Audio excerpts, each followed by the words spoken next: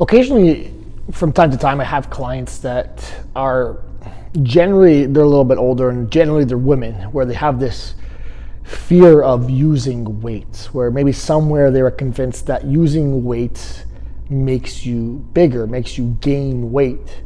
And there was this one particular client that I recently had that actually made me doubt whether I should continue working with people.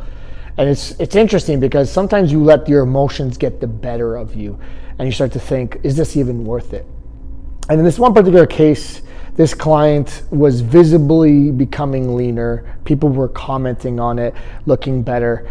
And no matter what, even along the way, there was concerns like, I don't want this part of my body to look bigger. I don't want this part of my body. I don't want to use this exercise because it might make this bigger, et cetera, et cetera. And the whole time, it was like I was pushing up against this resistance to try to get this client to do the exercises that they needed to do to get the results that they had asked me for. And it was interesting.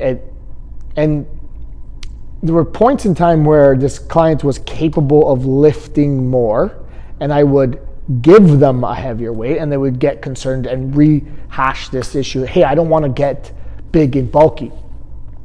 But it's funny how our brain sometimes doesn't allow us to see things. And that's really the point of what I'm trying to say, is that we look ourselves in the mirror, or we look at things in an emotional way. We don't recognize, hey, yeah, I've been lifting all this weight and I've been increasing this weight, and somehow I don't look any bigger, or actually have lost body fat.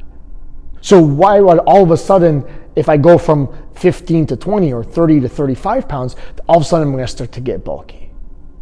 It's an interesting conversation that we have with ourselves, and it's something I just wanted to point out. And it's just like, just as much as someone is doubting it and having those emotional reactions, I'm having the reactions that, hey, like, how do I continue to push people to rewire the way that they think about this? At the end of the day, it's impossible that the exercise themselves make you gain weight. And it's hard to really fathom that. Nutrition is the deciding factor whether you gain or lose. The exercise only really sets up the parameters or the potential of what will happen. Now, it's important that we start looking at these things more strategically, more objectively rather than subjectively. And that's the whole point here, is that I had to continue to remind this particular client, hey, look at these numbers. We're increasing the weights and your body fat's coming down and you haven't gained any weight. So how is it particular that this is going to make any sort of negative impact here? You know, how much is enough was, I guess, her question. And the truth is that we'll continue to go until your body says, okay, this is around the area we want to be at.